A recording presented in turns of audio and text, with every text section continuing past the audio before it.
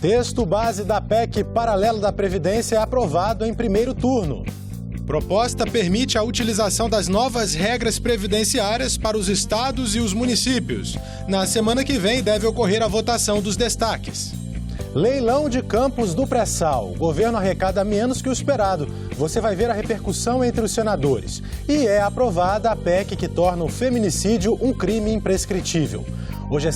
Hoje é quinta-feira, 7 de novembro. Esses são os destaques do Senado Notícias, que começa agora.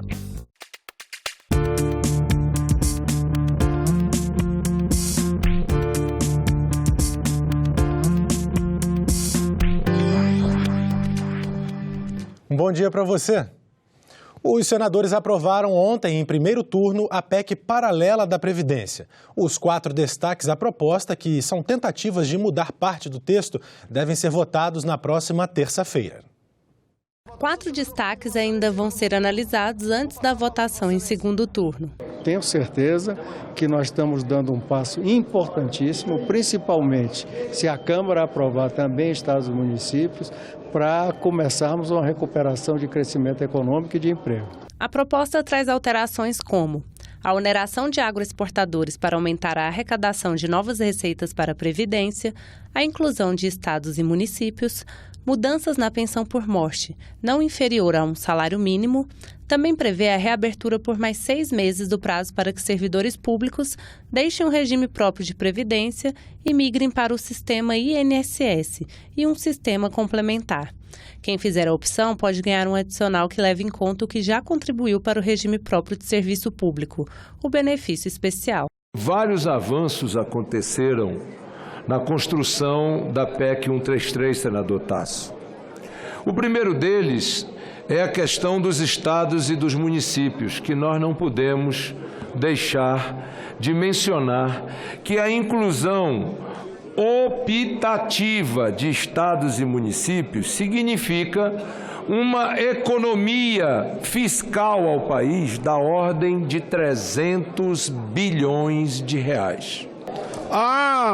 Mas ninguém será prejudicado no geral, ninguém. Todos que sonhem se aposentar vão ser prejudicados, sim. É uma matemática que não fecha. E o presidente do Senado, Davi Alcolumbre, falou sobre o resultado da votação em primeiro turno da PEC paralela.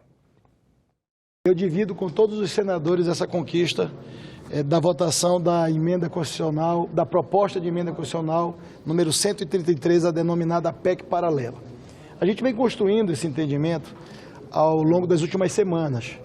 Inclusive, diante desse entendimento, eu anunciei na próxima terça-feira a sessão solene especial de promulgação da emenda constitucional número 103, que será a emenda constitucional da reforma da Previdência. Portanto, a construção do entendimento é o caminho para a gente fazer as mudanças que o Brasil precisa. O Parlamento, com a altivez, com a tranquilidade e com a serenidade de sempre, entendeu a importância de votarmos em primeiro turno essa matéria. E antes do primeiro turno, em plenário, a PEC paralela foi votada ontem mesmo pela manhã na Comissão de Constituição e Justiça. Foi aprovada por 20 votos a 5. Os últimos ajustes no texto foram feitos lá. O relator, senador Tasso Gereissati, fez uma complementação do parecer já apresentado na comissão. Ele acolheu mais 3 mudanças no texto. Uma delas para assegurar pensão por morte de um salário mínimo para estados e municípios que adotarem as regras da reforma. Outra para não permitir contribuição previdenciária de setores da indústria que já foram reonerados por lei de 2018. Com isso, faz-se justiça à agricultura e alguns outros segmentos também, como o setor coreiro calçadista, o setor metal mecânico, o setor moveleiro, alguns setores que já pagam, já contribuem pela folha. Portanto, a justiça foi feita e agradeço ao relator, porque isso seguramente vai ajudar que nós possamos produzir mais empregos, porque essas empresas seriam então bitributárias. Outra emenda acatada pelo relator garante regras especiais para servidores públicos da área de segurança de estados e municípios. Peritos criminais, agentes da ABIN e guardas municipais poderão se aposentar com idade e tempo de contribuição diferenciados. As pessoas se dirigem à Guarda Municipal como se fossem policiais militares, não é? E equiparar com agente penitenciário, agente socioeducativo, não é? Ou de policial dos órgãos é, sem sombra de dúvidas, uma ação justa. No texto apresentado há 2 semanas, o relator, senador Tasso Gereissati, já tinha acatado 6 das 168 emendas apresentadas em plenário. Entre elas, a que retirou do texto a possibilidade de cobrança previdenciária de entidades filantrópicas e a que prevê a criação do benefício universal infantil, que reúne vários benefícios sociais relacionados a crianças. O que tem a ver com previdência, o fundo da criança, se o pai dela, que é o trabalhador, foi o que foi totalmente comprometido e daqui 10 anos ele vai estar aposentando com menos dinheiro e mais pobre. O caráter, o intelecto, a personalidade das pessoas é feita durante os primeiros anos de vida. Então nós estamos também aqui falando da previdência no futuro, porque nós estamos construindo, quando nós colocamos esse ponto, nós estamos construindo aquele aposentado de amanhã. O senador Paulo Paim apresentou um voto em separado e um destaque, que foram rejeitados. Então, essa história do déficit, até hoje, não estou convencido. Presidi uma CPI, ninguém conseguiu me provar lá a história do déficit. Eu tenho plena convicção, certeza do déficit previdenciário, não tenho a menor dúvida quanto aos números e quanto à progressividade desse déficit, o que é mais grave. O texto foi aprovado por 20 votos favoráveis e 5 contrários. Nós estamos dando ao país uma vitória gigantesca em termos do futuro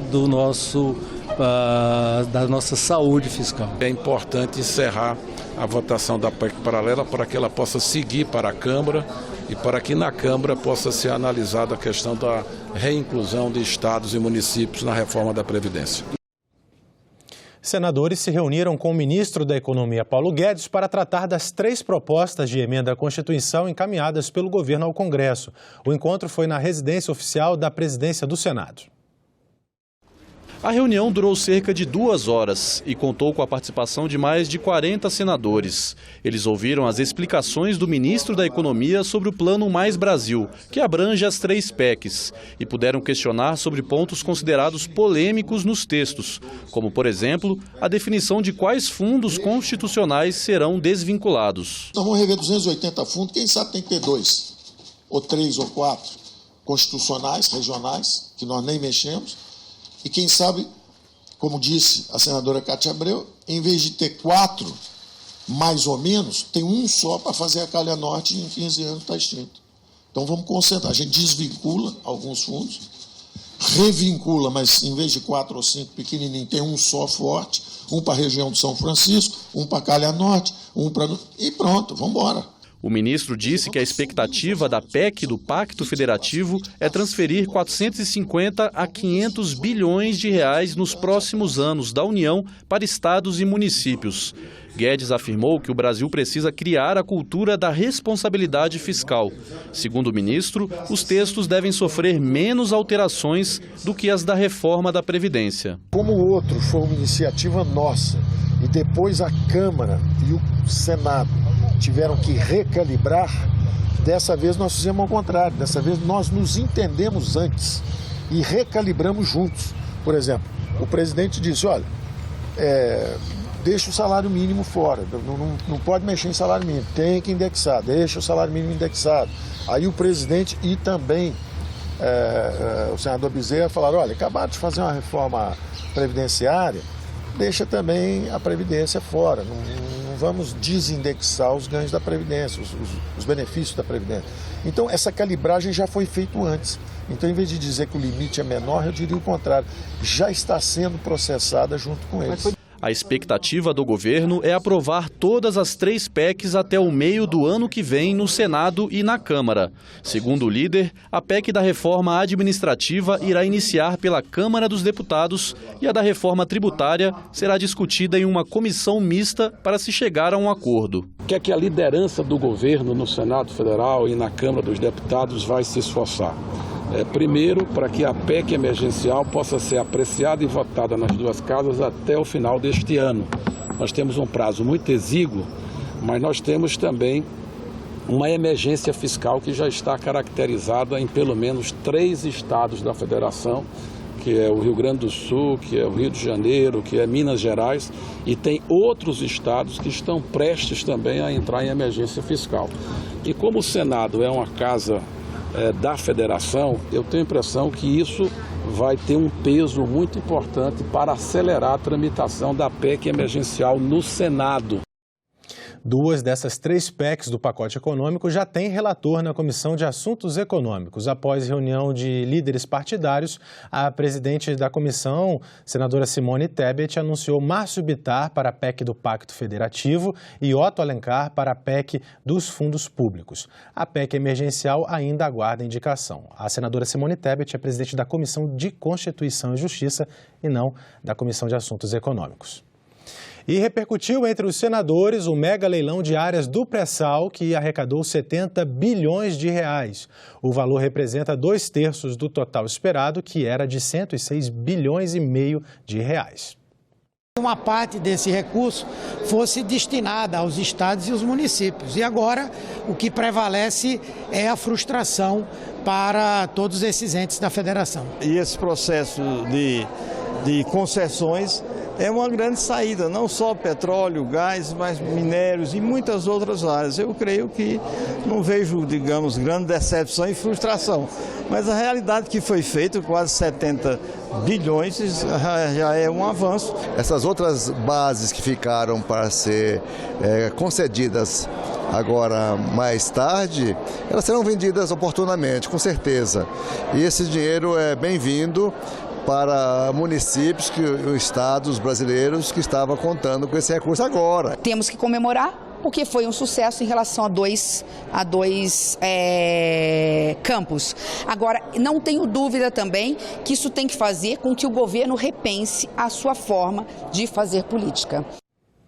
Segue para a Câmara dos Deputados a proposta de emenda à Constituição que torna imprescritível o crime de feminicídio. A matéria foi aprovada nesta quarta-feira no plenário do Senado. Matar uma pessoa apenas por ela ser mulher. Esta é a definição de feminicídio. Crime motivado por violência doméstica ou discriminação de gênero. Agora, esse tipo de crime não vai mais prescrever.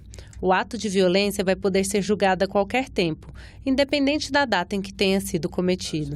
O projeto foi aprovado em 2 turnos no Senado Federal e segue agora para a Câmara dos Deputados. As mulheres continuam sendo vitimadas constantemente, crescentemente no país, e ao colocar na Constituição que o feminicídio passa a ser um crime imprescritível, estamos garantindo com certeza o recado para o agressor. Esse crime não será esquecido. Os dados mais recentes de feminicídio disponibilizados pelo Fórum de Segurança Pública são de 2016. Naquele ano, quase 5.000 mulheres foram assassinadas no país, o que representa uma taxa de 4 homicídios e meio para cada 100.000 brasileiras. No período de 10 anos, foi registrado aumento de 6,4% na taxa de homicídios de mulheres. Nós estamos trazendo à tona mais um elemento para que, de fato, a punição desse crime bárbaro, covarde, possa, de fato, acontecer no Brasil. É inaceitável que nós continuemos a ver, dia após dia, uma mulher sendo assassinada sem termos efetivamente a punição deste crime. E hoje o Supremo Tribunal Federal deve retomar um julgamento que pode beneficiar presos, entre eles o ex-presidente Lula. Na terça-feira foi entregue ao presidente da Corte, ministro Dias Toffoli, uma carta assinada por 43 senadores que pede a manutenção da prisão após condenação em segunda instância. O documento foi organizado pelo senador Lazier Martins, que foi, junto com colegas, ao Conselho Nacional de Justiça encontrar o ministro. A sociedade brasileira quer a continuação da prisão em segunda instância. Nós fizemos ver ao ministro que um julgamento diferente, um sentido diferente, pode representar, por exemplo, o desestímulo daqui para diante da delação premiada. O delator não vai precisar mais delatar. Por outro lado, pode significar uma abertura para organizações criminosas que vêm para cá com a tranquilidade de que não irão para a cadeia. Nós viemos dizer para ele o óbvio para dizer, presta atenção do que pode acontecer com a sociedade após um julgamento dessa natureza, com o sentimento concretizado da impunidade, dando a certeza, no Brasil, você pode praticar crimes que você pode ficar sem sequer cumprir pena de qualquer natureza. Hoje o presidente Dias Toffoli ouviu a voz do Brasil, ouviu a maioria do Senado, representando mais de 70 milhões de eleitores. Isso faz muito peso, porque a sociedade brasileira demanda, exige o fim da impunidade. Se o Supremo interpretar que a prisão em segunda instância vai cair, o Congresso Nacional, o Senado, vai começar pelo Senado, vai aprovar uma mudança na Constituição, incluindo a obrigação da prisão a partir da condenação em segunda instância. Isso é o resumo que eu posso te dizer que mais interessa à população brasileira. Se o Supremo não fizer, o Congresso fará. A CPI mista das fake news ouviu ontem representantes de portais que checam a veracidade de histórias que circulam em redes sociais. Eles citaram exemplos de notícias falsas e apontaram as principais características dessas publicações. Os participantes da audiência alertaram que a disseminação de notícias falsas nas redes sociais não afeta apenas a política e muitas vezes coloca vidas em risco. Eles explicaram que detectar a mentira geralmente é simples, mas rastrear a origem do boato é uma tarefa mais complicada. Muitos debates sobre fake news e política no Brasil, mas as fake news não estão apenas no tema política, é muito mais do que isso. Existem hoje pessoas que estão parando tratamentos médicos por causa de notícias falsas na internet.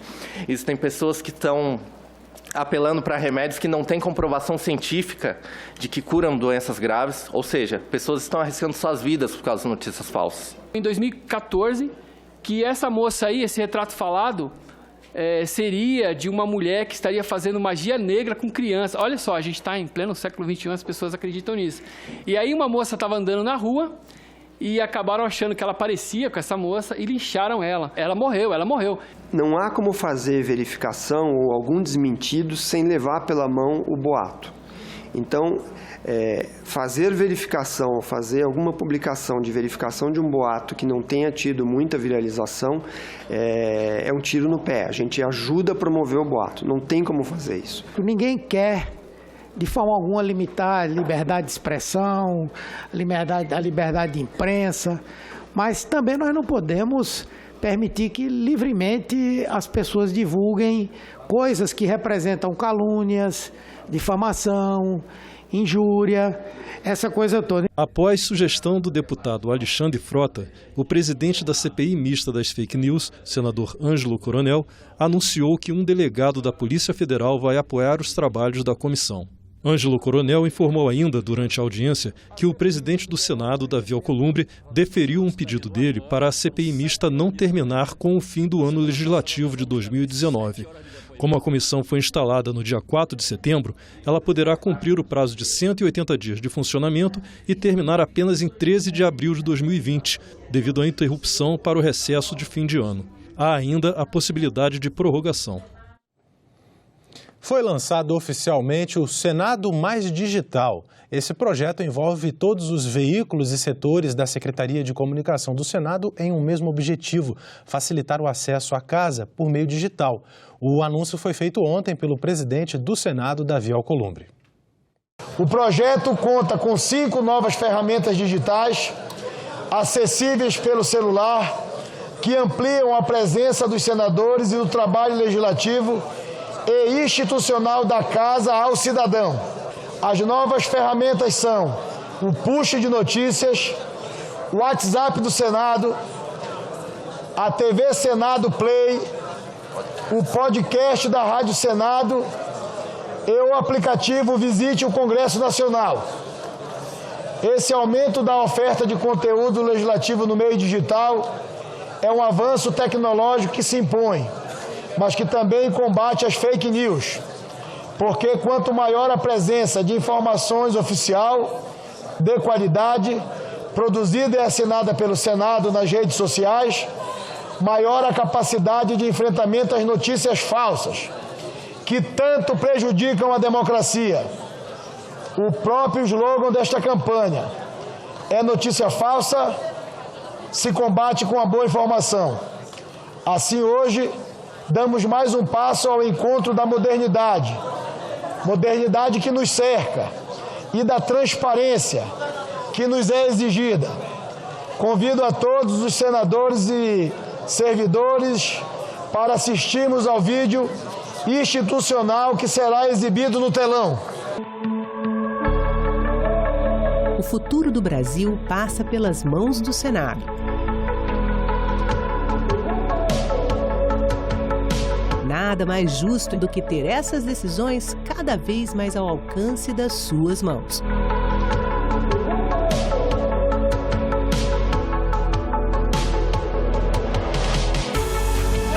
Com o push de notícias do portal do Senado, você recebe avisos em tempo real sobre as principais decisões da casa. O WhatsApp do Senado leva até você um resumo diário de tudo o que você precisa saber, direto da fonte. Com podcasts e a Rádio Senado nas plataformas digitais, você leva a emissora com você para ouvir onde e quando quiser. A TV Senado Play é a nova página da TV Senado e disponibiliza para você todos os conteúdos de uma forma transparente e fácil de navegar.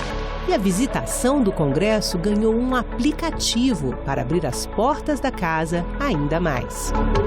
É o Senado mais moderno, mais eficiente, mais perto, ao alcance da mão. É o Senado mais digital. Confira aí todos esses produtos. E agora vamos saber o que está previsto para as comissões do Senado na manhã desta quinta-feira. Vamos ver aqui no nosso telão.